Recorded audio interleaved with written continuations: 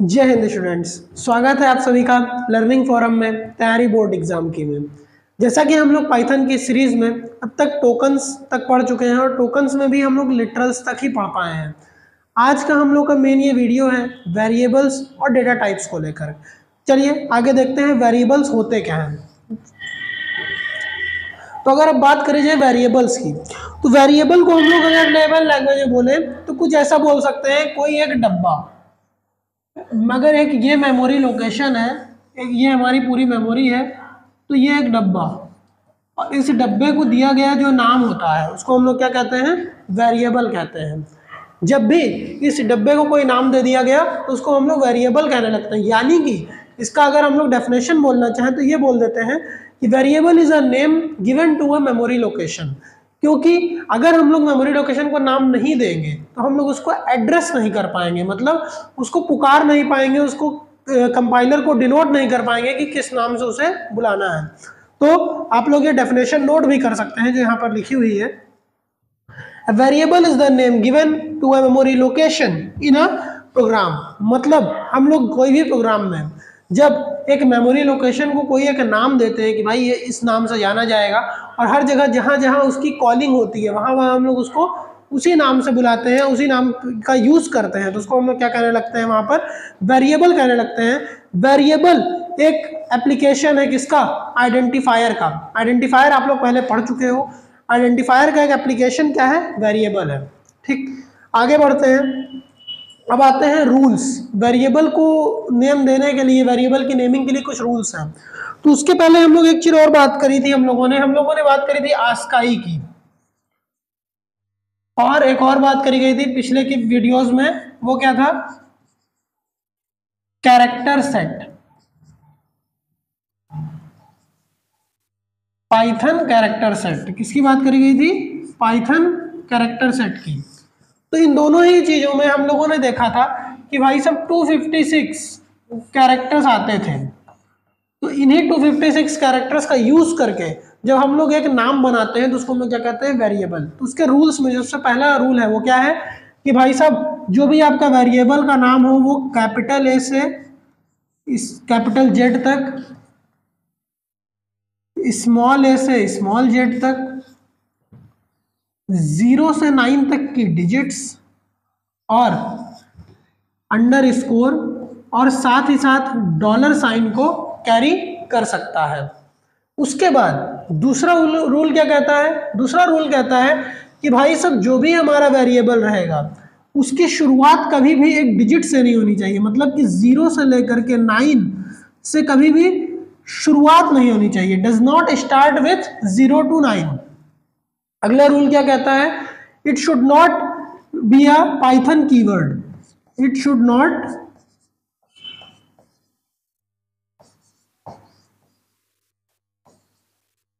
Be a Python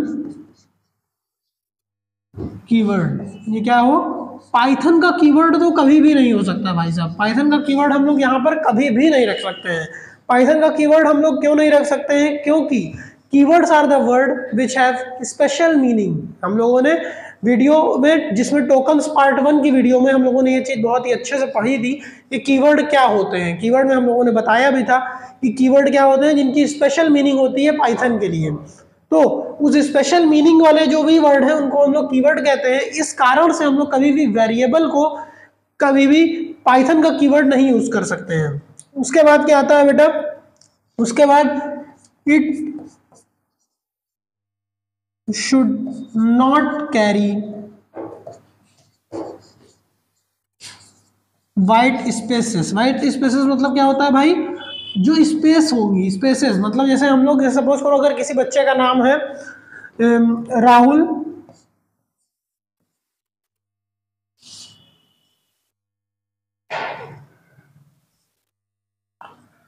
क्या नाम है उसका, राहुल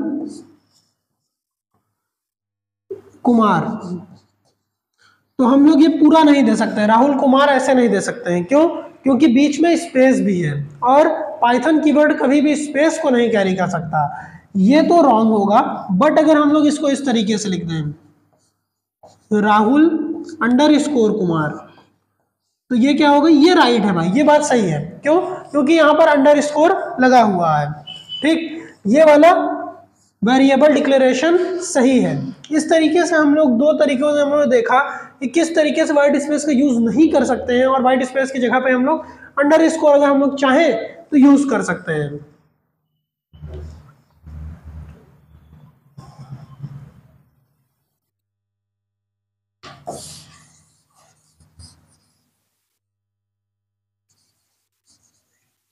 चलो भाई, अब हम लोग इसको देख लेते हैं ठीक तरीके से। सारे रूल्स जहाँ पे लिखे होंगे आप लोगों को मिल जाएंगे।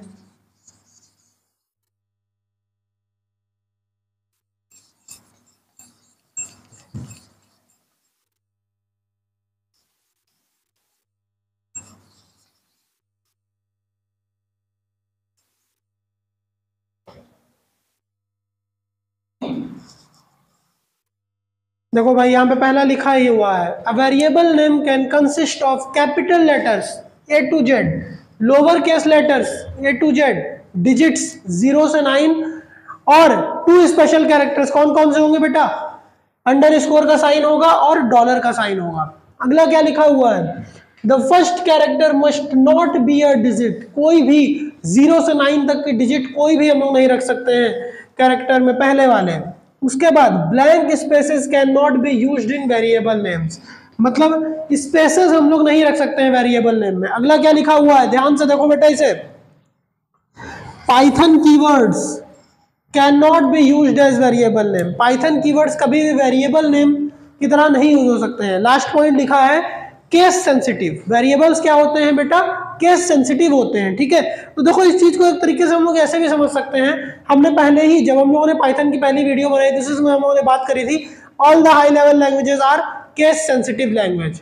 तो उसी तरीके से हम लोग यहाँ पर ये भी समझ सकते भाई पूरी की पूरी पाइथन ही केस सेंसिटिव है, तो यहाँ पर वेरिएबल भी तो केस सेंसिटिव रहेगा ही रहेगा, उसमें कोई दो राय नहीं है। अब आगे हम लोग बढ़ते हैं इसमें, और आगे क्या है? आगे आता है डेटा टाइप्स। अब देखो डेटा टाइप की हम लोग बात करना चालू करेंगे तो डेटा टाइप में आप लोगों को बहुत सारी चीजें एकदम सेम टू सेम किसके जैसी मिलेंगी?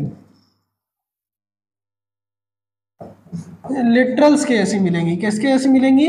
सेम टू सेम लिटरल्स के जैसी।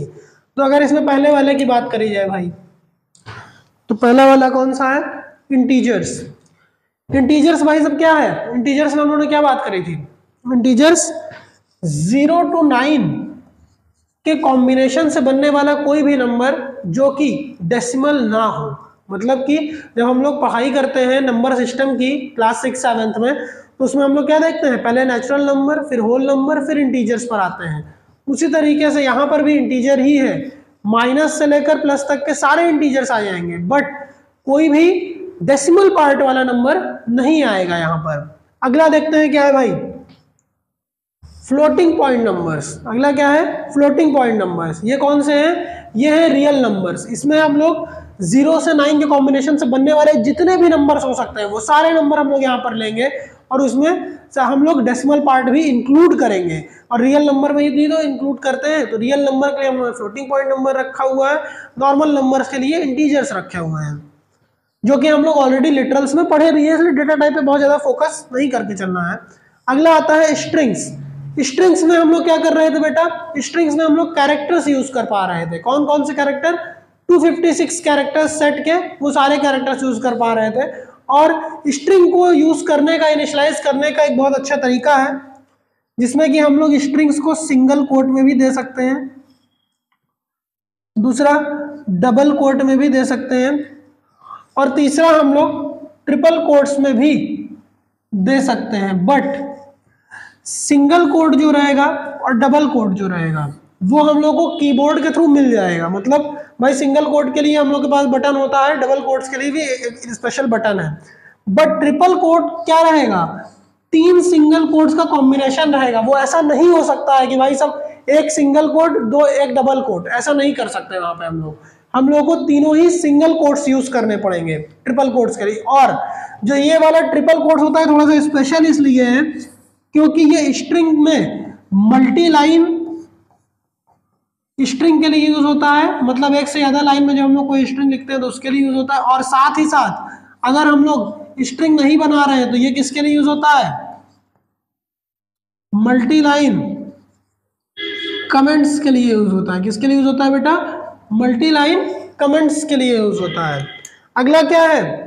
अगला है बुलियन। बुलियन भाई साहब सीधी सी बात है, इसके दो ही पार्ट हैं, पहला है ट्रू और दूसरा है फॉल्स। ये दोनों ही कीवर्ड हैं, ट्रू और फॉल्स।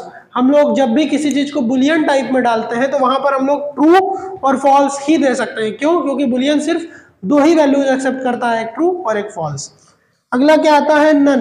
नन के बारे में हम लोगों ने लिटरल्स में बात भी करी थी कि ऐसी जगह जहां पर कोई वैल्यूज नहीं हो, जहां पे हम लोग को शो करना हो कि इसकी कोई वैल्यू नहीं हो सकती है, वहां पर हम लोग किसका यूज करते हैं? नन का यूज करते हैं। ठीक बेटा, चलो अब आगे बढ़ते हैं। डेटा टाइप के बाद क्या दिया हुआ? डेटा टाइप के बाद आते हैं ऑपरेटर्स। तो चलो ऑपरेटर्स में सबसे पहले ऑपरेटर देखते हैं क्या दिया है। ऑपरेटर में पहला ऑपरेटर इन्होंने दिया हुआ है अर्थमेटिक ऑपरेटर। चलो भाई अर्थमेटिक ऑपरेटर को देखा जाए क्या होता है। अर्थमेटिक ऑपरेटर से आप लोग एक चीज तो समझ गए होंगे कि भाई साहब ये क्या है? ये मैथमेटिकल फंक्शन परफॉर्म करने के लिए ही है। तो उसमें पहला ऑपरेटर कौन सा आता है? प्लस, दूसरा आता है माइनस, तीसरा आता है मल्टीप्लिकेशन, तीसरा आता है डिवीजन और चौथा आता है मॉडुलस। और भी कई सारे ऑपरेटर्स होते हैं पर मेन 5 ये होते हैं। भाई साहब प्लस का मतलब सबको पता होगा, एडिशन के लिए यूज होता है। दो नंबर को हम लोग ऐड करते हैं तो वहां पर एडिशन के लिए यूज होता है। मतलब दो ऑपरेंड्स, दो वेरिएबल्स के बीच में जब कोई ऑपरेशन हमको परफॉर्म करना हुआ और वो एडिशन का हुआ तो हम लोग वहां पर प्लस का साइन यूज करेंगे। दो वेरिएबल में से हम लोग को सब्ट्रैक्ट करना हुआ तो माइनस का साइन यूज करेंगे। दो वेरिएबल में हम लोगों को मल्टीप्लाई कराना हुआ तो एस्ट्रिक का साइन यूज करेंगे। डिवीजन कराना हुआ तो बैक स्लैश का। बट परसेंटेज किसके लिए यूज होगा? परसेंटेज यूज होगा बेटा रिमाइंडर निकालने के लिए। रिमाइंडर कैसे निकालेंगे? सपोज करो भाई हमने लिखा a मॉडुलस b और यहां पर a की वैल्यू है 5 और b की वैल्यू है 2, तो कैसे होगा काम? इसका मतलब क्या लिखा हुआ है? 5 मॉडुलस 2 लिखा है ना, तो इसका आंसर क्या आएगा? 1। क्योंकि अगर हम लोग 5 को 2 से डिवाइड करते हैं तो आंसर क्या आता है?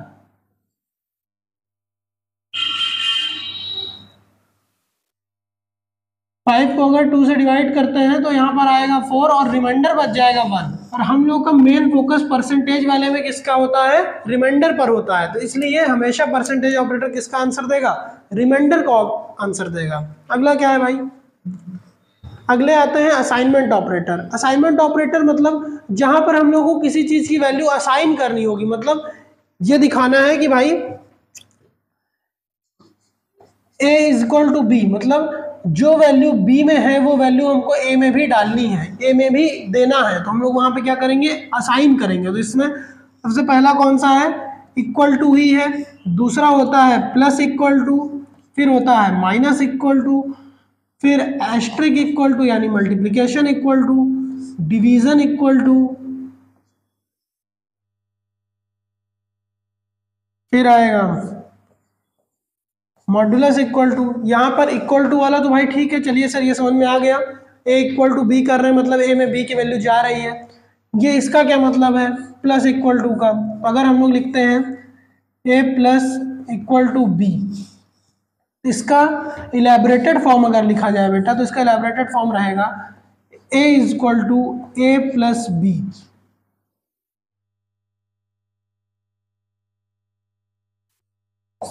क्या रहेगा?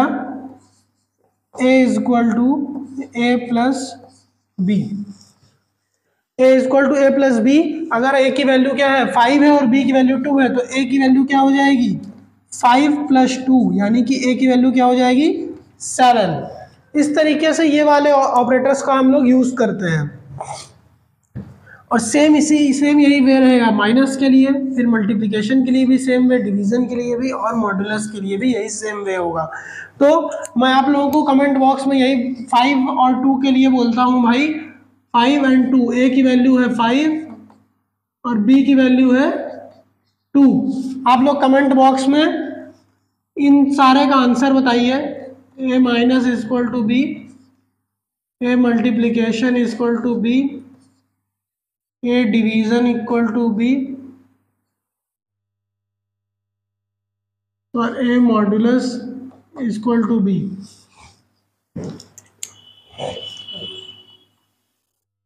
उसके बाद आता है कंपैरिजन ऑपरेटर। कंपैरिजन ऑपरेटर इसके नाम से समझ जाइए, मतलब कि हम लोग क्या कर रहे हैं, हम लोग दो वैल्यूज को कंपेयर कर रहे हैं, कौन बड़ी है कौन छोटी है, कौन इक्वल है कौन नॉट इक्वल है। तो इसमें कौन कौन से आ जाएंगे ऑपरेटर, इसमें आएगा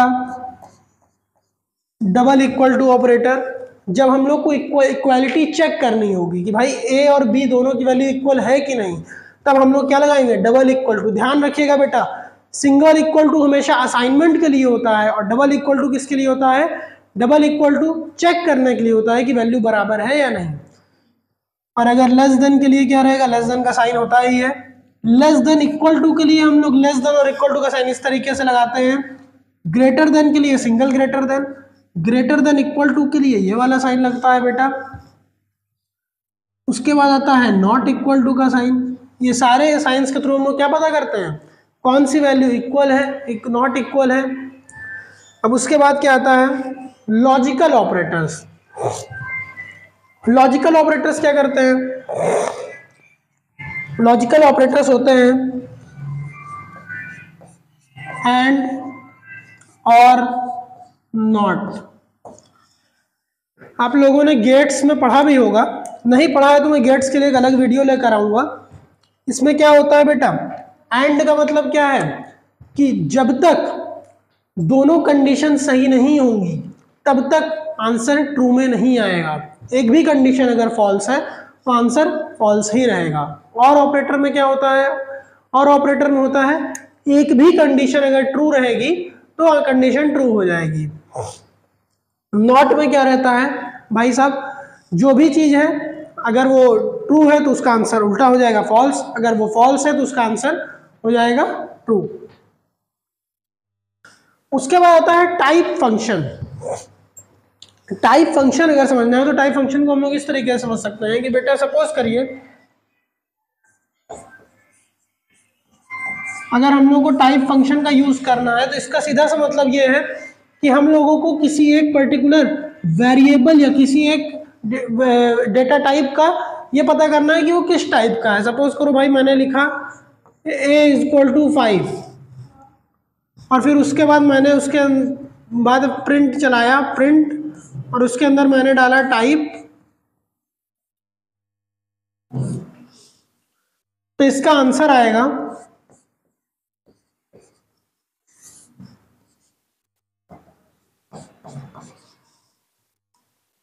कुछ ऐसा आएगा। क्यों, क्योंकि ये क्या बता रहा है कि ये जो हमारा ए है वो किस टाइप का है, वो इंटीजर टाइप का है।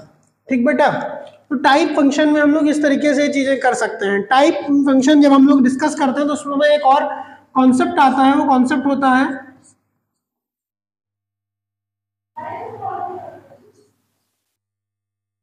टाइप कास्टिंग का। कौन सा कॉन्सेप्ट होता है बेटा, टाइप कास्टिंग का।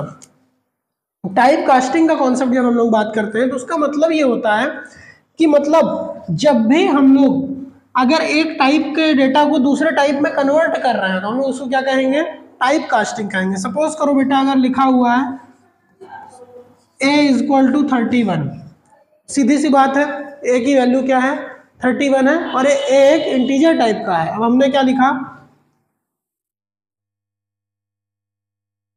str a, तो ये क्या करेगा, ये a को फोर्सिबली कन्वर्ट कर रहा है किसमें, स्ट्रिंग में, और a की वैल्यू अब क्या हो जाएगी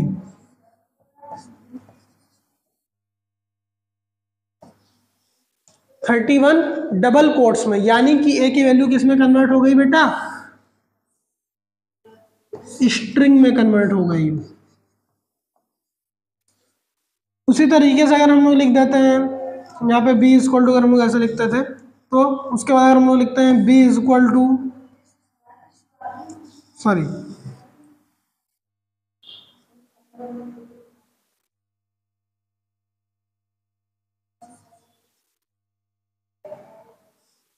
b इक्वल टू हम लोग लिखते हैं फ्लोट a, तो b की वैल्यू क्या हो जाएगी 31.0, मतलब कि इसकी वैल्यू क्या हो गई,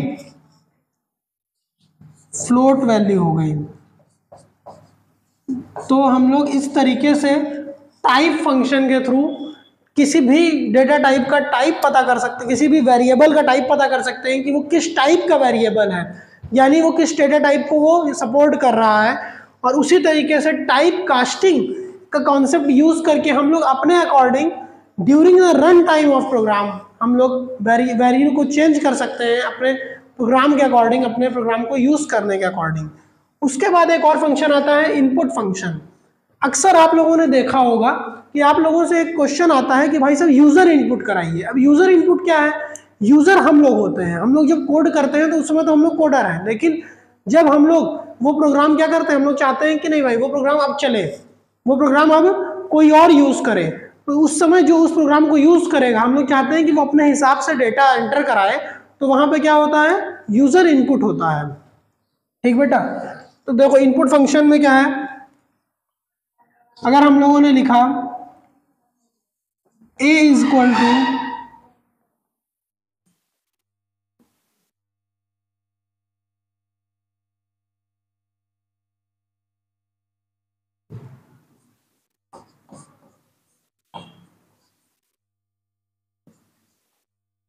एंटर अ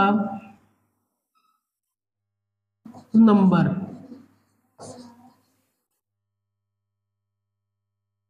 तो हमारे पास जो आउटपुट आएगा उसको मैं साइड में लिखता हूं, यहाँ पे बना देते हैं, ऐसा करते हैं, इसको लिख देते हैं आउटपुट स्क्रीन। तो यहाँ पर हम लोग के पास एक स्टेटमेंट लिख करके आएगा, स्टेटमेंट क्या लिखा रहेगा? Enter a number.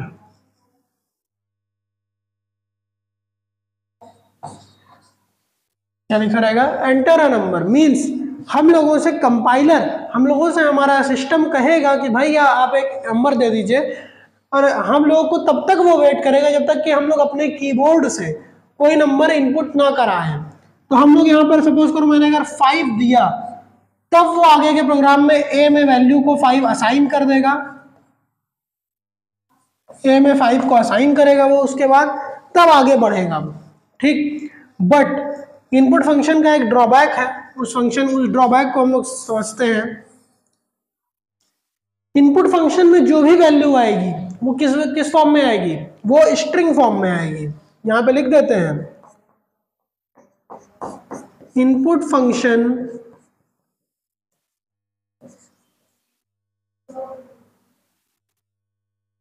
accepts value in string form। किसमें एक्सेप्ट करता है वैल्यू? स्ट्रिंग फॉर्म में वैल्यू को एक्सेप्ट करता है। ठीक बेटा, अब जैसे कि उसने ए वैल्यू को स्ट्रिंग फॉर्म में एक्सेप्ट किया है, तो उसके लिए a इज इक्वल टू 5 कुछ ऐसा रहेगा, यानी कि a इज इक्वल टू 5 उसकी क्या रहेगी? एक स्ट्रिंग वैल्यू रहने वाली है, जो कि अगर हम लोग को इनपुट इंटीजर में वैल्यू चाहिए तो वो दिक्कत करेगा। तो इसके लिए हम लोगों ने एक सॉल्यूशन पहले से ढूंढ के रखा हुआ है। हम लोग ये लाइन ना लिख करके हम लोग कौन सी लाइन लिखेंगे, इसको मैंने काट दिया है ताकि आप लोग गलती को भी ध्यान में रखिए। INT input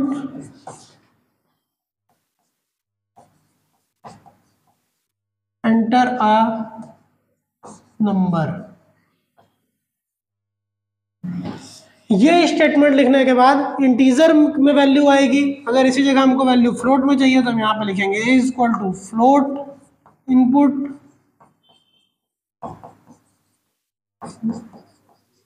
enter a number. String में चाहिए तो हम लोग नॉर्मली इनपुट वाला ये चला सकते हैं, किसी और फॉर्म में चाहिए तो हम लोग को यहाँ पर टाइप मेंशन करना पड़ेगा, और जैसे ही हम लोग टाइप मेंशन करेंगे तो ए में उस टाइप की वैल्यू असाइन होगी जिस टाइप की वैल्यू हम लोग यहां पर देंगे। ठीक है बच्चों, जय हिंद। आज की वीडियो में इतना ही। अब आगे की हम लोग पाइथन की सीरीज में और भी बहुत सारी नई नई चीजें सीखने वाले हैं। आज की वीडियो यहीं तक रखते हैं। जय हिंद। कमेंट बॉक्स में अपने विचार जरूर प्रस्तुत करें। जय हिंद।